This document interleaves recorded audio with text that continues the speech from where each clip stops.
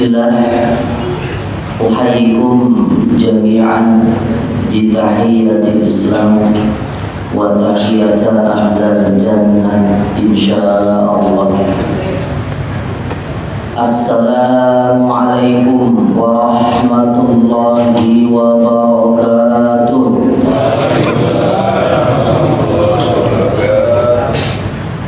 Alhamdulillahirabbil alamin. Ja'ala bi ni'matil iman wal islam wal ukhuwah wal jama'ah wa alafa baina qulubina fasbahna bi ni'matihi ikhwana. Asyhadu an la ilaha illallah wahdahu la syarika lah wa asyhadu anna sayyidana wa habibana wa syafi'ina wa maulana Muhammadin ibni Abdillah wa ala alihi wa mawalah, amma ba'du. Wa qala Allah ta'ala fil kitabihil aziz, a'udzu billahi as-sami'il 'alim minasy syaithanir rajim. Bismillahirrahmanirrahim. Rubbama yawaddul ladzina kafaru law kanu muslimin. Shadaqallahul azim. Jamaah yang dengan Allah Subhanahu wa taala, izinkanlah saya Dal Syarif pertama kali mengucapkan taqabbalallahu minna wa minkum. Biasa kalau habis puasa ucapannya gitu Pak ya. Saya cukup sampai situ aja, panjang-panjang karena sama semua jawabannya. Saya ingin pertama kali mengawali dengan bertanya kepada para jamaah biar tidak ada yang mengantuk, karena kajian subuh itu yang paling berat adalah jamaah. Kalau yang bicara di depan enak, ngomong nggak mungkin ngantuk, betul nggak Pak? Yang berat itu yang mendengarkannya.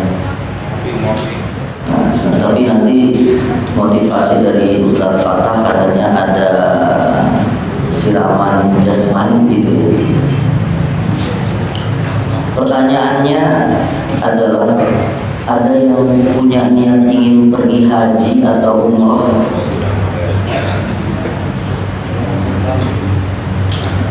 Baru 2-3 orang. Padahal itu sebenarnya bisa ditanya. Pasti ada dalam diri kita niat untuk pergi haji atau umrah. Betul Pak ya?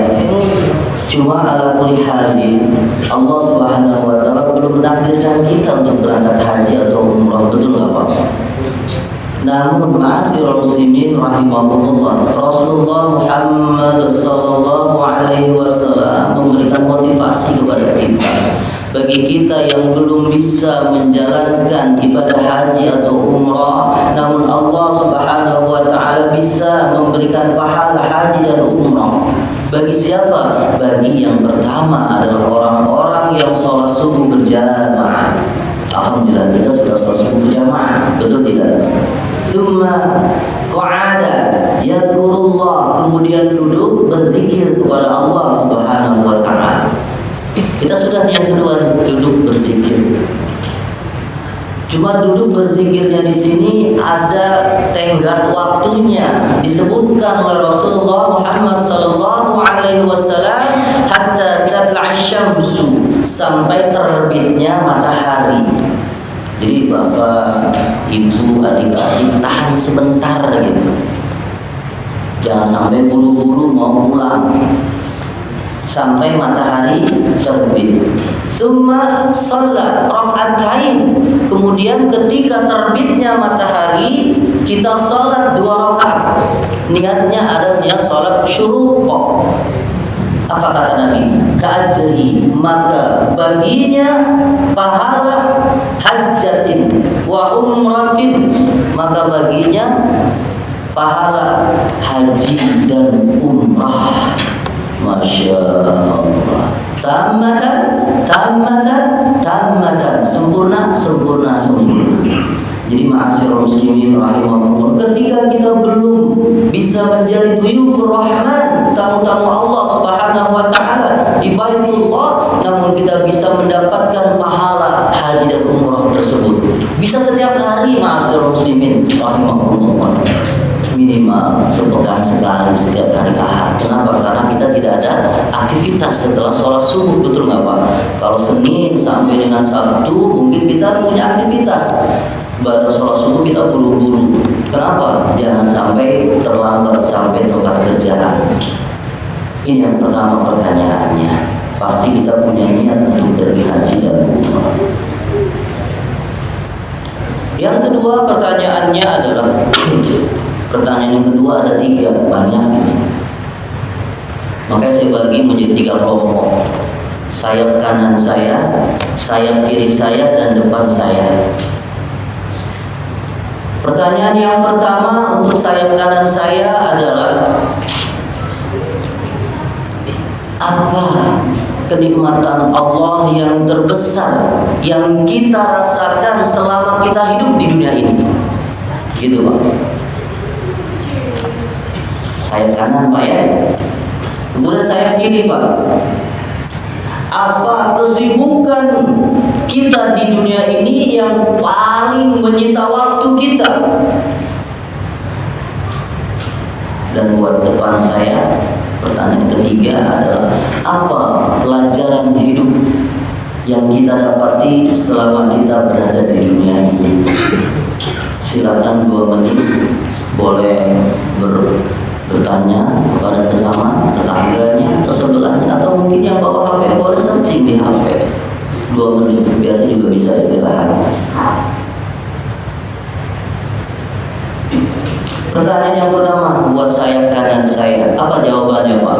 Kenikmatan terbesar yang Allah Subhanahu wa taala berikan kepada kita selama kita berada di dunia apa Pak? Nikmat sehat, Masya Allah. Ada lagi Pak? Nikmat iman dan Islam, Masya Allah. Ada lagi Pak? Yang bisa jawab boleh pulang ya.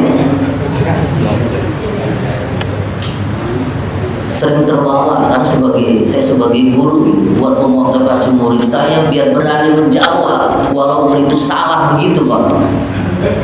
Kamu yang bisa jawab boleh pulang. Pak, jawabannya ini gimana? Belum tepat kan, jadi belum boleh pulang. Tapi untuk Bapak saya tidak akan menyalahkan. Tadi saya kunci Pak ya pertanyaannya, jawabannya Pak ya. Kesehatan, iman dan Islam, Masya Allah. Sayap kanan saya. Ayo Pak, kita berlomba-lomba biar bisa pulang Pak. Kasihan saya Pak, kalau Bapak belum pulang saya nggak pulang-pulang. Apa kesibukan yang paling menyita waktu kita? Apa Pak? Apa Pak? Kerja. Ada lagi yang lain Pak? Yang saya kanan dengan depan nggak boleh jauh, ada bagiannya. Kadang-kadang kita seperti itu Pak, yang ditanya siapa, yang jawab siapa, mencuri jawab. Kerja apa lagi Pak? Keluarga ya, tapi nggak apa-apa, tidak akan saya salahkan. Dan saya juga kepada anak murid saya begitu Pak, belajarlah dari kesalahan. Kenapa? Jangan kita belajar dari kebenaran terus, harus belajar dari kesalahan. Ketika anak kita belajar dari kesalahan, insya Allah dia akan mengurangi rasa salahnya. Saya kunci Pak ya jawabannya. Nah, untuk yang depan saya, pertanyaannya adalah pelajaran hidup apa Pak? Ayo, jangan takut salah. Apa Pak? Halo. Baik, ma'asyiral muslimin rahimakumullah. Pertanyaan itu sekaligus jawabannya ada dalam kitab Nasaihul Ibad karangan Imam An-Nawawi Al-Bantani. Ada yang menyebutnya Imam An-Nawawi Al-Jawi. Beliau adalah salah satu warga bangsa Indonesia yang pernah menjadi imam besar di Masjidil Haram. Masya Allah, orang Indonesia yang pernah jadi imam besar di Masjidil Haram, salah satunya adalah Imam An-Nawawi Al-Bantani. Dan beliau dideklarasikan sebagai bapak pesantren Indonesia karena beliau beliaulah yang pertama kali mendirikan pesantren, dan alhamdulillah saya pernah ke pesantrennya di Banten, di Tanara, bersama dengan yang sekarang Bapak Wakil Presiden. Waktu itu beliau menjadi ketua MUI, saya bersama dengan beliau ke sana. Kita berdoa mudah-mudahan anak cucu kita, anak keturunan kita ada yang bisa menjadi imam besar di Masjidil Haram. Kalau sudah amin berarti selesai Bapak. Jadi sekali lagi jawabannya ada dalam kitab Nasaihul Ibad, nasihat untuk para ahli ibadah. Pak, perhatikan Pak, orang yang beribadah saja perlu dinasihati, apalagi yang tidak pernah beribadah. Oleh karena itu bersyukurlah kita ketika ada orang yang senantiasa menasehati kita. Merugilah kita ketika kita tidak ada yang mau menasehati kita itu. Kadang-kadang kita baperan, dinasehati ngambek, dinasehati kalau orang baperan bilang itu orang babelan. Puri, tahu puri kok? Yang ngambek itu, gitu. Jangan dinasihati, bersyukur ada orang yang peduli. Justru kita merugi ketika kesalahan-kesalahan kita tidak dinasihati, tidak diluruskan, itu Pak. Cuma cara menasihati juga perlu dengan hikmah, menasihati dengan bijak, gitu. Jangan menunjuk hidung, gitu Pak, gampangnya. Dia salah, betul salah, tapi jangan ditunjuk hidungnya.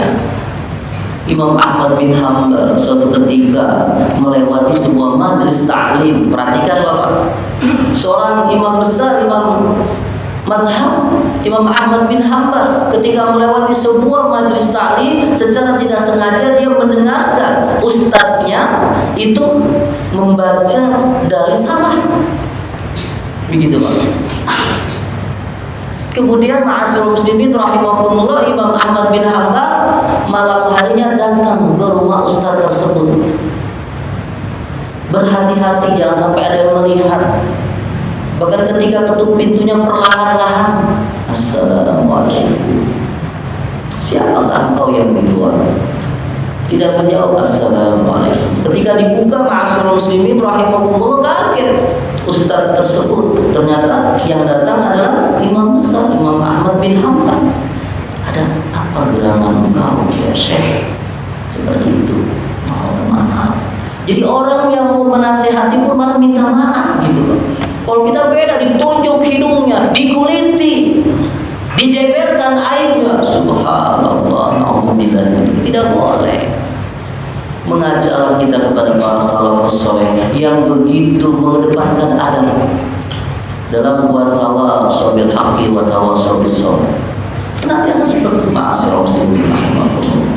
Betul dia salah, tapi menasihatinya jangan dengan sebuah kesalahan. Baik ma'asyiral muslimin rahimakumullah, jawaban yang pertama adalah inna minan na'imid dunya, sesungguhnya nikmat-nikmat Allah yang diberikan kepada hambanya di dunia, yakfika, cukuplah untukmu, nikmatan al-islamu nikmatan, cukuplah bagimu Islam sebagai kenikmatan yang terbesar. Dan bisa jawab, boleh pulang tuh Pak. Itu ma'asyiral muslimin rahimakumullah. Jadi kenikmatan yang Allah Subhanahu wa taala berikan kepada kita yang terbesar selama kita hidup di dunia tak lain dan tak bukan adalah Islam. Oleh karena itu ma'asyiral muslimin rahimakumullah, kita jaga Islam kita. Kita pupuk Islam kita. Jangan sampai Islam kita itu tergadaikan. Na'udzubillah min dzalik. Karena kita tahu ma'asyiral muslimin rahimakumullah, sesungguhnya agama yang paling diridhai Allah Subhanahu wa taala adalah Islam. Betul tidak Pak? Allah Subhanahu wa taala menyebutkan dalam Al-Qur'an, "Innad dina 'indallahil Islam." Bahwasanya sesungguhnya agama yang diridhai di sisi Allah adalah Islam, bukan yang lain. Ketika ada agama yang lain merasa dilecehkan dengan ayat ini, jangan dihiraukan. Kenapa? Ini adalah wilayahnya wilayah Islam. Begitu. Ketika ada orang beragama lain marah karena merasa Islam melecehkan agamanya, tidak diridhoi, itu wilayah Anda. Seperti itu ma'asyiral muslimin rahimakumullah. Sama seperti perkataan kafir. Ketika ada orang merasa dikatakan kafir marah, apalagi agama orang lain marah dikatakan kafir, jangan ikut-ikutan marah. Ini wilayah kami. Begitu. Nah, kalau ada orang Islam merasa didiskreditkan dengan kata kafir, belajar begitu. Kan ada umat Islam sekarang seperti itu.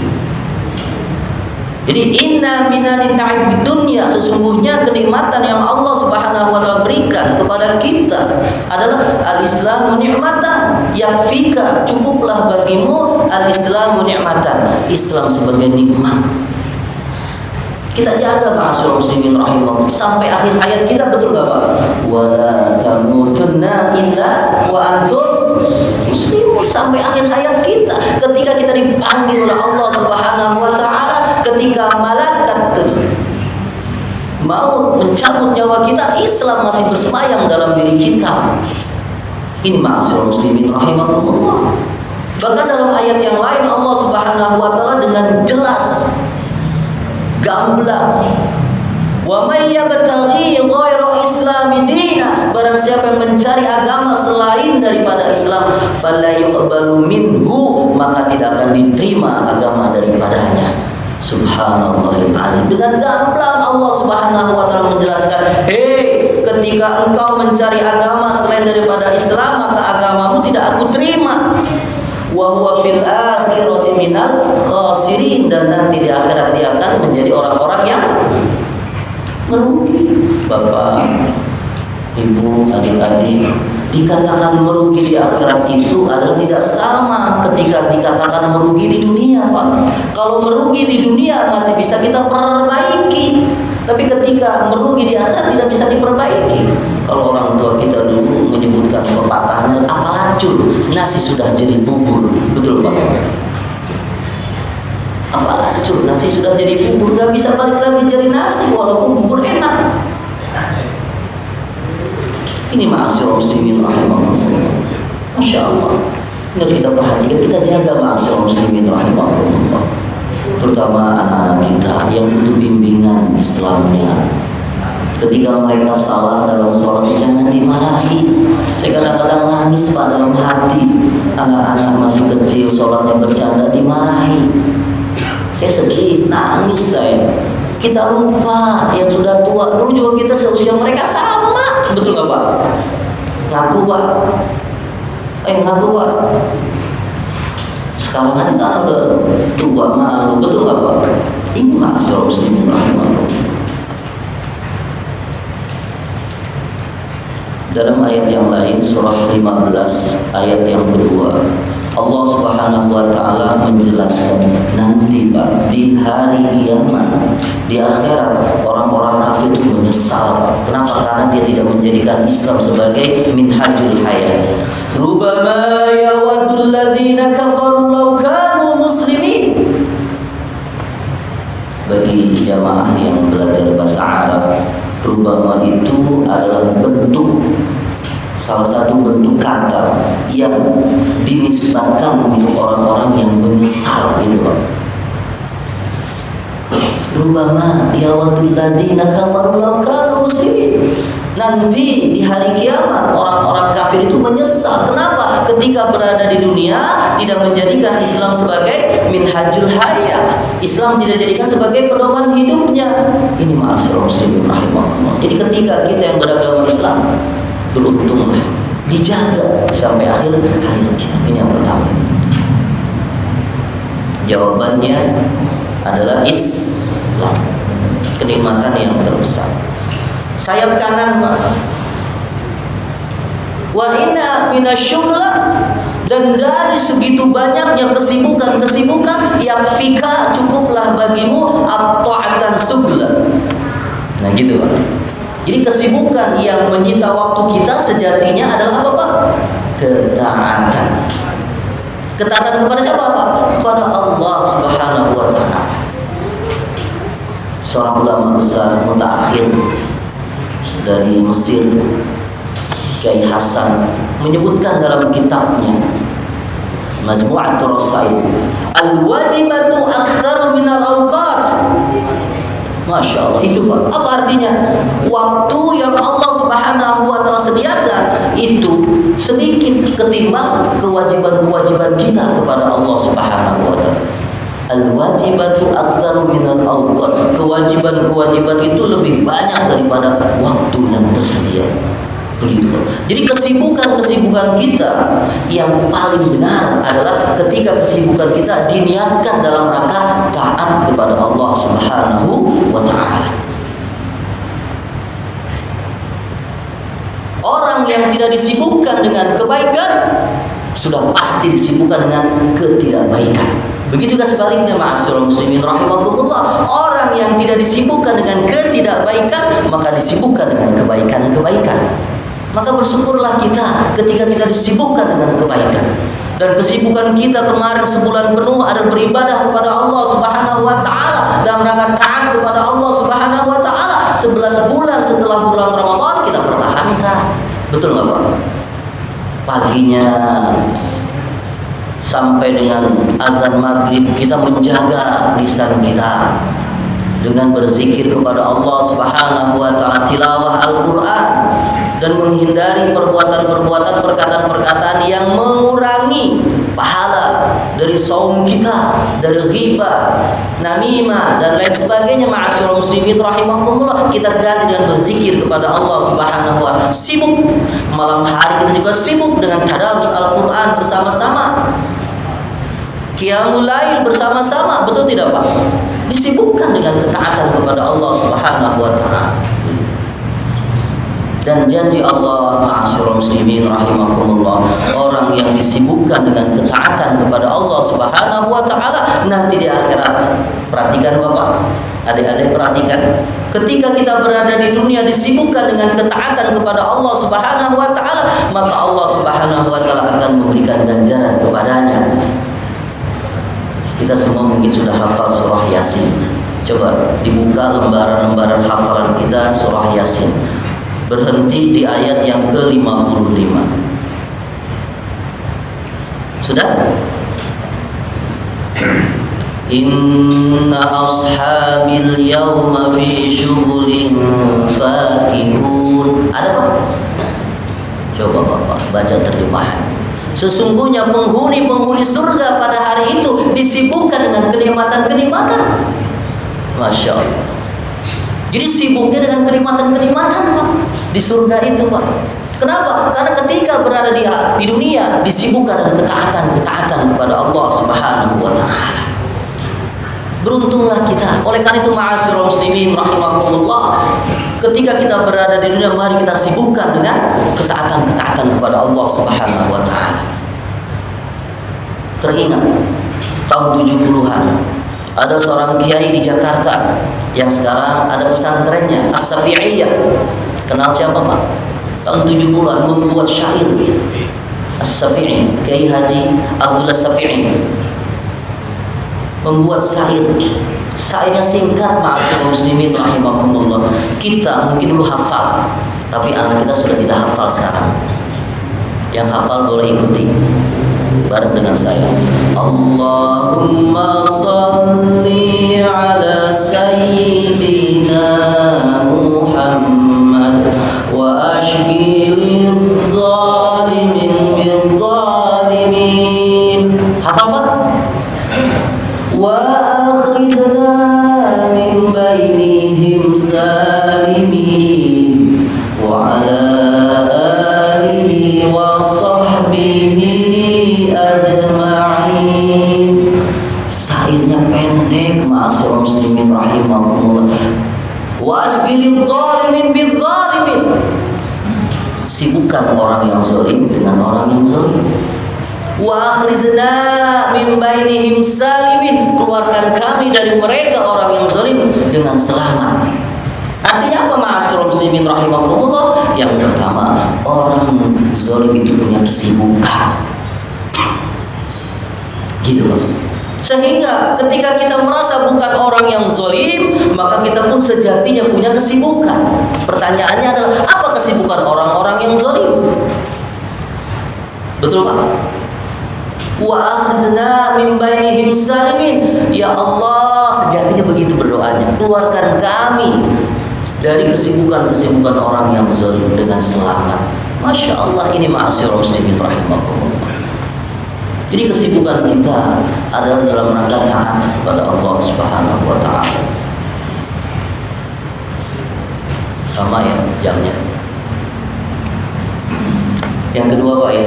Jadi pertanyaan kesibukan yang sejatinya adalah apa Pak? Taat kepada Allah Subhanahu. Hadirkan niat kita untuk Allah Subhanahu wa taala. Salat kita untuk Allah Subhanahu wa taala. Kerja kita untuk Allah Subhanahu wa taala. Ngomelin anak, ngomelin anak enggak enak Pak. Nasihati anak dalam rangka niat kepada Allah Subhanahu wa taala. Ini ma'asyiral muslimin rahimahullah. Bahkan duduknya kita, ngobrolnya kita, kongkonya kita di masjid, di teras masjid, di depan rumah, di pos ronda dan lain sebagainya, niatkan dalam rangka taat kepada Allah Subhanahu wa taala. Caranya bagaimana? Silakan. Berarti harus dengan kebaikan. Ini ma'asyiral muslimin rahimahullah.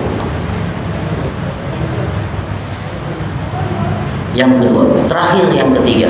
Pertanyaan apa tadi Pak? Pelajaran. Dikatakan dalam kitab Nasaihul Ibad, Imam An-Nawawi Al-Bantani mengutip athar sahabat Rasulullah Imam Ali bin Abi Thalib karramallahu wajhah, wa inna minal ibrah yakfika al-maut ibratan. Itu Pak. Jadi pelajaran hidup yang harus kita ambil apa Pak? Yakfika al-mautu ibratan. Kematian itu adalah pelajaran hidup. Syuruk. Betul Pak ya?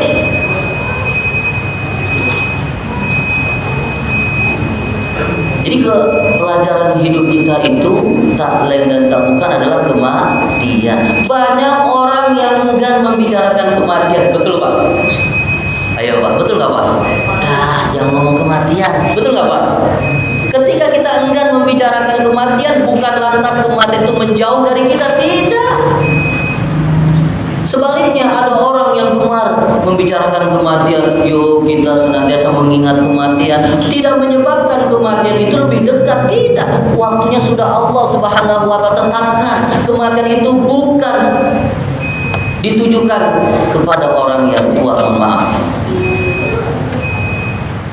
Kematian itu bukan ditujukan kepada orang yang sakit, tidak. Kematian itu bukan ditujukan kepada orang yang kecelakaan, tidak. Ma'asyiral muslimin rahimakumullah. Kematian itu ditujukan kepada orang yang aktivitas, tidak pula. Ada anak-anak masih belia meninggal, betul nggak Pak? Ada yang sehat meninggal, betul nggak Pak? Ada yang tidak kecelakaan meninggal. Ada yang di rumah baik meninggal pula. Ini ma'asyiral muslimin rahimakumullah. Kullu nafsin dha'iqatul maut. Sesungguhnya kematian itu akan merenggut yang memiliki jiwa, termasuk kita. Kita ini sudah ada Pak kematiannya. Nomor urut kematian itu sudah ada. Cuma Allah Subhanahu wa taala tidak memberitahu nomor urut berapa. Kalau dikasih tahu kita tukeran. Betul nggak Pak? Saya nomor sekian nih, pengen nyari yang lebih besar. Tidak, ma'asyiral muslimin rahimakumullah. Kita ini camat. Apa camat Pak? Camat mati. Makanya ma'asyiral muslimin rahimakumullah, kita jangan pernah merasa kita jangan pernah mati, ma'asyiral muslimin rahimakumullah. Pertanyaannya adalah, ketika kita mentakziah saudara kita, sudahkah kita mengambil pelajaran? Hari ini kita mentakziah saudara kita, suatu saat kita yang mentakziah, betul nggak Pak? Hari ini kita mensolati jenazah saudara kita, suatu saat pasti kita yang akan disolati, betul nggak Pak? Hari ini kita mengusung jenazah saudara kita ke pemakaman, suatu saat kita yang akan diusung oleh saudara-saudara kita. Pertanyaannya adalah, sudahkah kita jadikan pelajaran, tazkirah, ibrah? Ini ma'asyiral muslimin rahimakumullah. Siap atau tidak siap, kematian itu akan merenggut kita. Suka tidak suka kematian itu akan menemui kita. Ma'asyiral muslimin rahimakumullah. Pertanyaannya adalah, sudah siapkah kita?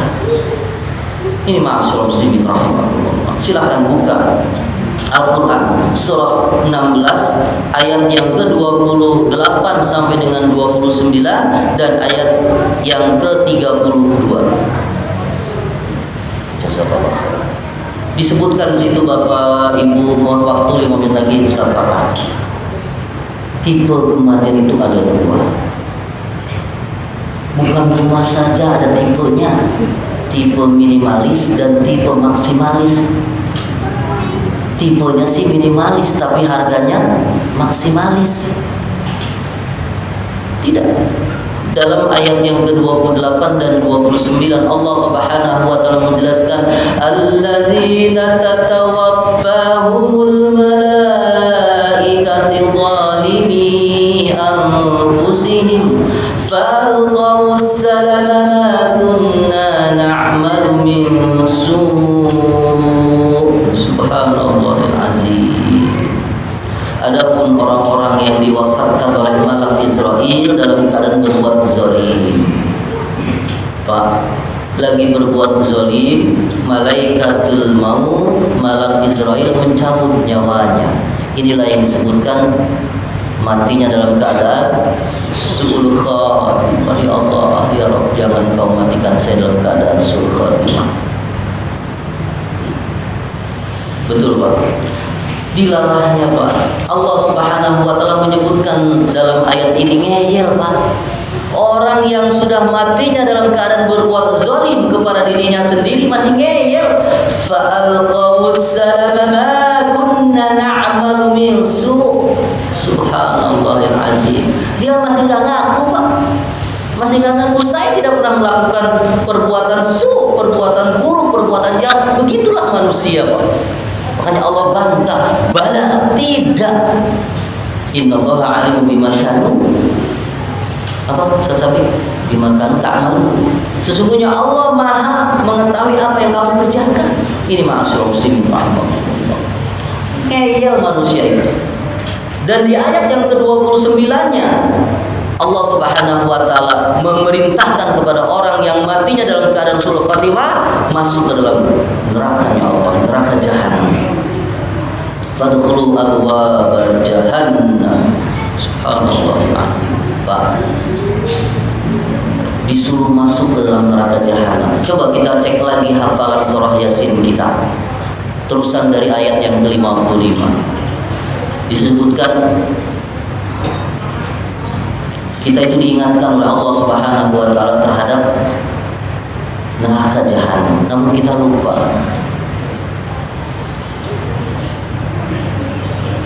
Bentar, saya lupa ayatnya.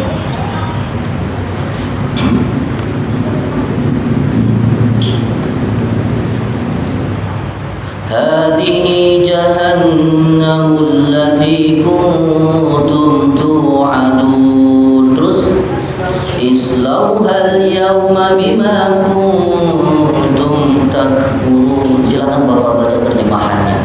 Hadhihi jahannamul lati kuntum tu'adun. Inilah neraka jahanam yang engkau dulu diingatkan. Diingatkan kita oleh Allah Subhanahu wa taala neraka jahanam. Islauhal yawma bima kuntum takfurun. Apa? Masuklah kamu ke dalam neraka jahanam pada hari ini karena kamu ingkar. Subhanallahil azim. Pak, dalam sebuah riwayat disebutkan neraka jahanam itu dalamnya adalah engkau melemparkan batu ke dalam neraka jahanam, maka 70 tahun batu tersebut tidak akan sampai ke dasarnya. Begitu dalamnya, ma'asyiral muslimin rahimahullah. Kita berdoa, ya Allah, jangan engkau matikan saya dalam keadaan su'ul khatimah.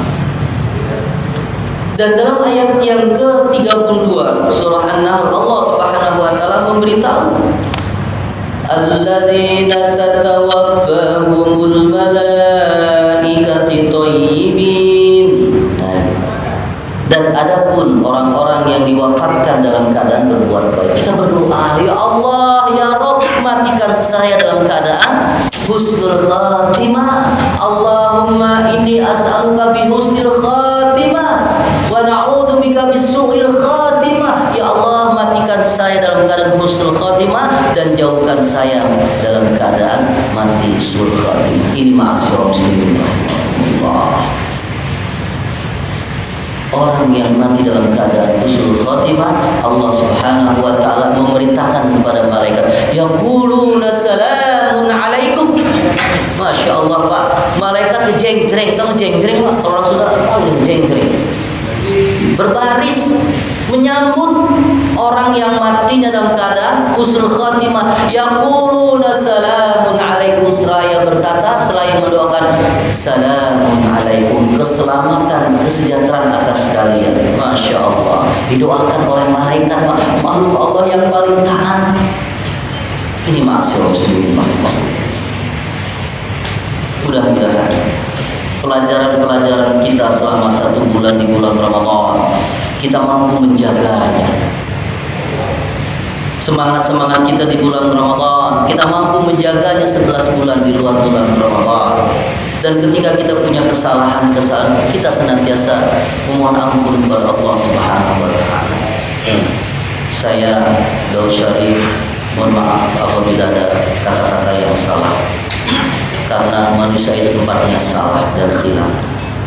Aku qouli hadza astaghfiruhu innahu huwal ghafurur rahim. Wassalamu alaikum warahmatullahi